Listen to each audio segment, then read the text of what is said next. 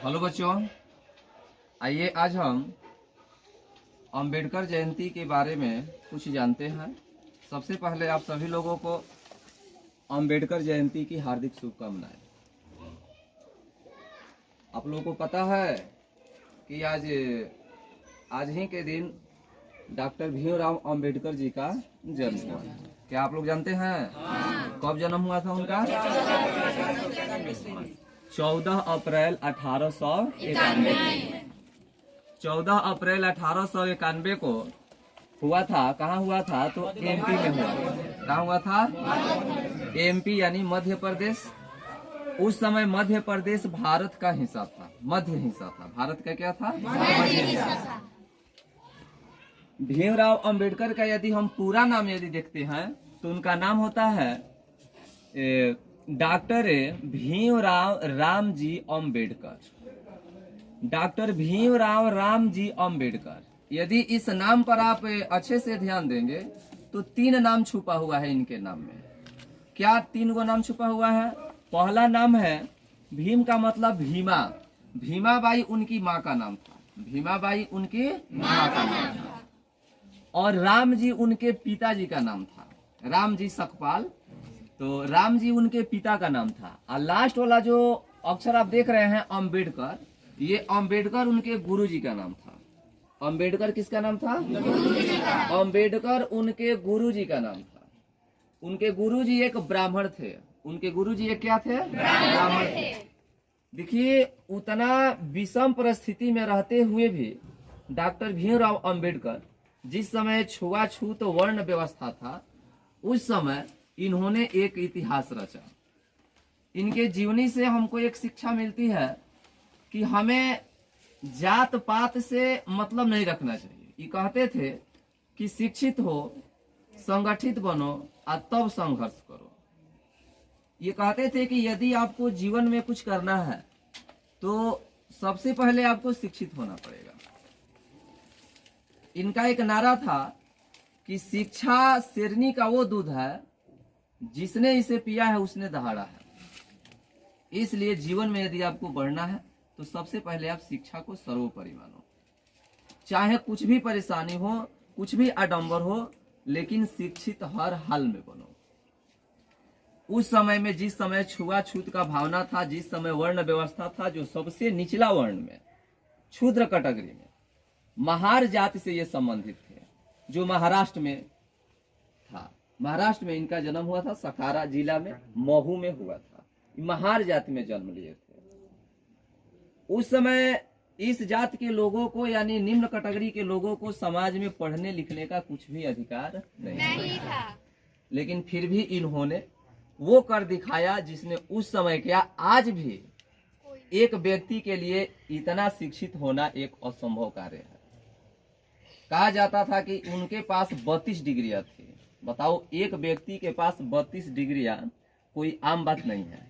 आज के समय में, आज हर तरह का विधि व्यवस्था है, फिर भी आज के समय में इतना शिक्षित लोग नहीं हो सकते हैं। केवल एक व्यक्ति हर क्षेत्र में, साइंस में, आर्ट्स में, बैरिस्ट्री के पढ़ाई में, वकालत में, हर क्षेत्र में ये निपुण थे और शिक्षा प्राप्त किए थे। इनके पिता रामजी सकपाल और इनकी माता भीमाबाई सकपाल। सकपाल ये इनका सरनेम था। उस समय जात छुआछूत होते हुए भी इन्होंने इतना कष्टों का सामना किया, इतना कष्ट झेले कि आज के समय में इतना कष्ट यदि किसी को दिया जाए तो वो पढ़ाई क्या, वो अपना जीवन बसर करने में भी वो संकोच करने लगेगा कि कैसे हम जिए। उस हालात में इन्होंने अपने आप को समाज के सामने एक नया इतिहास बनाया। भारत रत्न के नाम से भी इनको जाना जाता है। भारत रत्न से इनको सम्मानित किया गया। लेकिन दुख की बात यह है कि ये भारत रत्न जो है जीते जी इनको नहीं मिल पाया। इनके मृत्यु के बाद भारत रत्न से इन्हें सम्मानित किया गया। इनकी पत्नी का नाम रामाबाई था। इनके पत्नी का नाम क्या था? रामाबाई था। रामाबाई से इनका शादी 1906 ईस्वी में हुआ। 1906 ईस्वी में जब इनकी शादी हुई रामाबाई से, तो उस समय ये 15 साल के थे। कहा जाता है कि रामाबाई शायद 9-10 साल के थी। यानी उस समय बाल विवाह का प्रचलन था। तो 1935 में रामाबाई की मृत्यु हो जाती है। 1906 में शादी हुआ और 1935 में इनकी क्या हो जाती है? मृत्यु हो जाती है। 1935 में मृत्यु हो जाती है। तब इन्होंने फिर आगे जाकर दूसरी शादी की शारदा से। ये शारदा ब्राह्मण जात की थी। शादी के बाद इनका नाम सविता अम्बेडकर रखा गया। ये शादी ये 1948 ईस्वी में किए थे। इनकी माता और इनके पिता यानी रामजी सकपाल और माँ भीमाबाई सकपाल ये रत्नागिरी महाराष्ट्र के महार जाति से संबंधित है। क्या होता है कि इनके पिता ब्रिटिश इंडिया आर्मी के महू कैंट में एक सूबेदार पद पर थे। वे सूबेदार आज के समय में एक बड़ा पोस्ट होता था, इसलिए इसका फायदा कुछ अम्बेडकर जी को मिला। लेकिन इनके पिताजी रिटायर हो गए 1894 में। ध्यान दीजिएगा, 1891 में जन्म होता है इनका और 1894 में इनके पिताजी क्या हो जाते हैं? रिटायर होते हैं। यानी ज्यादा दिन तक अपने पिताजी के अमीर होने का फायदा नहीं उठा। ये गरीबी में इनका जीवन बीता। इन्होंने अपना पढ़ाई जारी किया। देखिए शिक्षा ही कहाँ कहाँ से प्राप्त किए थे। यूनिवर्सिटी ऑफ बॉम्बे से इन्होंने बीए किया था। कोलंबिया यूनिवर्सिटी से इन्होंने एमए में पीएचडी किया था और लंदन स्कूल ऑफ इकोनॉमी से इन्होंने एमएससी और डीएससी डिग्री हासिल की थी। एमएससी मास्टर ऑफ साइंस, ये कोई आम बात नहीं था उस समय के लिए। डीएससी यानी डॉक्टर ऑफ साइंस। और ये इनके पास कुल 32 डिग्रियां हासिल थी, जो आज भी एक व्यक्ति के लिए कोई आसान काम नहीं है। उस समय कहा जाता है कि इनके जैसा पढ़ा लिखा कोई व्यक्ति नहीं था। उच्च कुल के लोग भी इतना पढ़े लिखे नहीं थे जितना ये निम्न कैटेगरी, जिस कैटेगरी को समाज में किसी भी तरह का अधिकार नहीं था। हर तरह समाज में इनसे जोर जबरदस्ती, छुआछूत, हीन की दृष्टि से देखा जाता था। इनके पढ़ाई पीरियड की कहानी आप लोग जानेंगे तो दंग रह जाएंगे, आपके रोआ खड़ा हो जाएंगे कि कितना ये कष्ट झेले हुए हैं। इनकी जन्म दिवस से, इनकी जीवनी से हमें ये सीख लेना चाहिए कि हम कोई भी परिस्थिति में हो, कितना भी विकट से विकट परिस्थिति से घिरे हुए हो, लेकिन हमें अपने लक्ष्य को जिंदा रखना चाहिए। और शिक्षा सबसे एक महान अस्त्र है हमारा, जो जिसके पास ये रहेगा वो कभी भी अपने समाज को आगे बढ़ा सकता है। इन्होंने शिक्षा, इसीलिए तो इन्होंने कहा शिक्षित बनो, संगठित हो, तब क्या करो, तब संगठित। तो सबसे पहले हमारे पास एक हथियार होना चाहिए। वो हथियार क्या है? इससे बड़ा हथियार हमारे लिए कोई नहीं। तो इनके गुरुजी का नाम क्या था? कृष्ण केश अम्बेडकर। ये एक ब्राह्मण थे। बताइए, इन गुरु को भी, इनको भी एक हमें प्रणाम करना चाहिए, नमस्कार करना चाहिए, जो उस समय में इनको लगा कि नहीं, ये क्षुद्र कैटेगरी से होते हुए भी ये आगे जाकर कुछ ना कुछ करेगा। जिस समय ये 9 भाषाओं के भी ज्ञाता थे, 9 भाषा के बारे में भी जानते थे, बहुत से भाषाओं के बारे में ये सीखे थे। संस्कृत के भी इच्छुक थे, लेकिन उस समय संस्कृत जो थी केवल ब्राह्मण लोगों को ही अधिकार था संस्कृत जानने का, इसलिए संस्कृत के विषय में नहीं जान पाए। ठीक है ना? तो ये था इनका जीवन परिचय। यानी इनके जीवन परिचय से हम लोगों को क्या शिक्षा मिली कि शिक्षा सबसे बड़ा हथियार है। यदि हम शिक्षित रहेंगे तो कहीं भी हमको झुकने की जरूरत नहीं है। जब हमारा संविधान लिखा गया तो उस संविधान में जितने सदस्य थे, संविधान निर्माता के नाम से भी न जाना जाता है इनका, संविधान सभा के प्रारूप कमेटी के क्या थे? संविधान सभा के प्रारूप कमेटी के ये सदस्य। उस समय 3 महान गिने चुने नेताओं में ये एक थे, महात्मा गांधी, मोतीलाल नेहरू और ये पंडित जवाहरलाल नेहरू, और ये कौन? डॉक्टर भीमराव अम्बेडकर।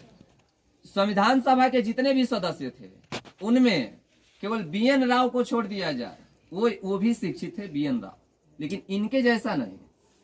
इसके बाद इनके जैसा कोई उस समय शिक्षा ग्रहण नहीं किया था। आप लोग सोच समझते हैं कि उस समय इतने छुआछूत के होते हुए भी 32 डिग्रियां हासिल करना कोई आम बात नहीं है। आज भी हर क्षेत्र में देख रहे हैं ना, कहीं बीए किए हैं, कहीं एमएससी किए हैं, कहीं डीएससी किए हैं, यानी हर क्षेत्र में ये क्या थे? हर क्षेत्र में ये निपुण थे। ठीक है ना? तो आइए आज हम इनके जीवन परिचय से संबंधित कुछ 2-4 लाइन हम लोग सॉन्ग सुनते हैं। ठीक है? तो चलिए इनके जीवन से कुछ हम लोग सीख लेते हैं।